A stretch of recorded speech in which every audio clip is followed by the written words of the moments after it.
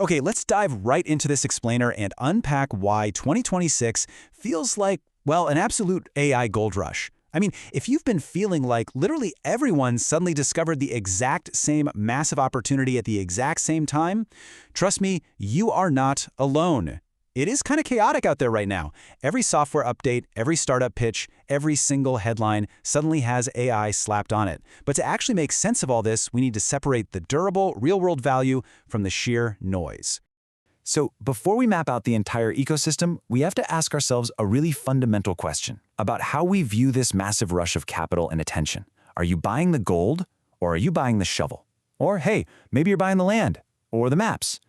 Think back to the actual California gold rush. The most reliable fortunes? They weren't made by the guys panning in the rivers, just hoping to strike it rich. No way.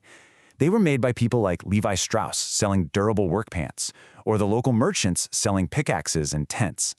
A gold rush is never just about the gold itself. It's about the tools, the incentives, that crowded rush of hopeful buyers, and the underlying forces that actually decide who benefits when the dust settles. To make sense of all this, here's our roadmap. First up, the AI gold rush. Second, what an AI boom actually is. Third, what is actually sold. And finally, how to spot real value. Section 1. The AI Gold Rush. Think of AI right now like a brand new high-speed highway opening up between two super busy cities. People are rushing in, not because they perfectly understand the asphalt or the civil engineering of the road itself. They're rushing in because they understand what that route unlocks. At first, maybe only a few brave travelers test it out. But then, word spreads like wildfire. The route is faster, it's cheaper, and soon enough, investors, founders, workers, and massive legacy companies are all sprinting in to claim their spot. And let's be real, those legacy companies, they're panicking. They aren't just moving out of excitement, they are moving out of pure fear. They know that if their competitors take the faster road, they're going to be left completely bankrupt, stuck on the old, slow route. The absolutely crucial point here is that buyers aren't just buying AI software. They are driven by the pursuit of massive structural leverage. When a platform shift of this magnitude happens, people are buying the possibility of leverage. But what does that actually mean in practice? Well, leverage means a team of 5 people can suddenly produce the exact same output as a team of 50. It means profit margins that used to sit comfortably at, say, 20% might suddenly jump to 60% simply because the cost of producing the work drops to near zero. We're talking cheaper labor, faster products, lower costs. The fear of being displaced and the reality of genuine, mind-blowing productivity gains are happening simultaneously. All of these things are true at the exact same time. Section 2. What an AI boom is. We really need to stop asking, is this AI? And start asking, what economic change is this creating? As our source material points out, an AI boom is not simply lots of people using AI. It is a repricing of what is possible. When the core cost of intelligence literally plummets, the value of everything connected to that intelligence starts shifting rapidly. Tasks that used to take weeks and cost thousands of dollars, they can suddenly be done in seconds for basically pennies. That kind of repricing fundamentally breaks old business models and builds entirely new ones overnight. Let's visualize this shift to make it a bit more concrete. Imagine a busy restaurant kitchen getting a tireless prep assistant. Now, the menu doesn't change on day one, but the entire economics of that restaurant absolutely do. The restaurant is still serving the exact same food, right? But suddenly, way more dishes can be served, wait times shrink down to nothing, the restaurant can handle significantly more customers without hiring a dozen new people. But there is a vital, kind of scary downside here too. Suddenly, the restaurant next door that doesn't have this tireless assistant, they simply cannot compete on price or speed anymore. They get crushed. That is the boom.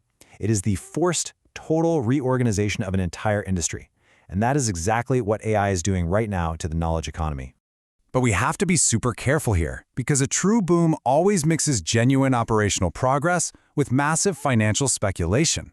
Real progress means the technology genuinely works better and cuts real-world time or costs. Speculation, on the other hand, is when people start pricing in future success as if it's already 100% guaranteed. Imagine a neighborhood where a new subway stop genuinely cuts travel time in half. That is real progress. It completely changes the daily reality of the commuters. But then, everyone just assumes every single building nearby will naturally double in value forever regardless of its actual condition. That is speculation. You really have to be able to spot the difference between the actual working subway train and the overhyped real estate surrounding it. Which brings us to Section 3. What is actually sold? The current rush isn't just one single market. It's actually a stack of connected markets, all rising together. People are not only buying AI products, they're buying access to the upside created by AI. And that upside gets packaged into very different layers. Think of a stack where one piece of technology is built directly on top of another.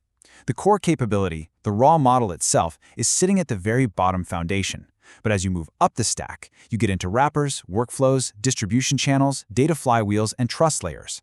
Each level upward is a totally different way to capture value. This breakdown perfectly shows why two companies can both proudly say they sell AI when in reality they are playing entirely different games. Let's walk through a few of these layers. At the very base, you have companies selling models. They are selling raw capability. Think of OpenAI or Anthropic providing the sheer computing brainpower. But further up, you have companies selling workflow tools.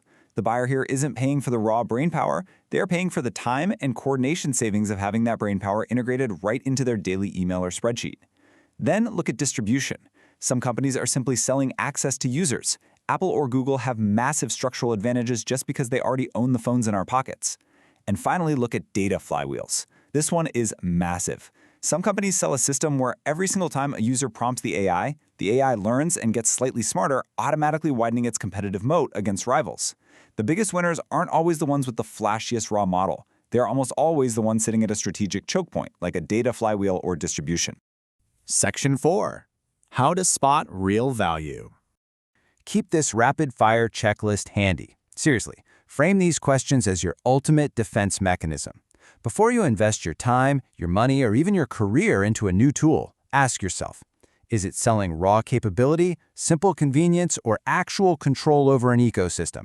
Where does it sit in the actual day-to-day workflow?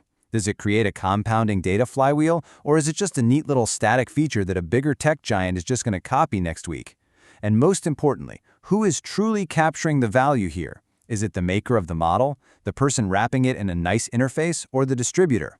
The companies that can answer these questions with structural advantages are the ones actually building durable value. By using this framework, you are no longer just a spectator in the AI gold rush. You can actually read the current beneath the wave and see the real opportunities long before the crowd does. You aren't just reacting to headlines anymore. You can definitively separate the durable value from the noise. So the next time you see a massive headline about a revolutionary new AI model, ask yourself, are they selling you the gold, or are they just trying to sell you a very expensive shovel?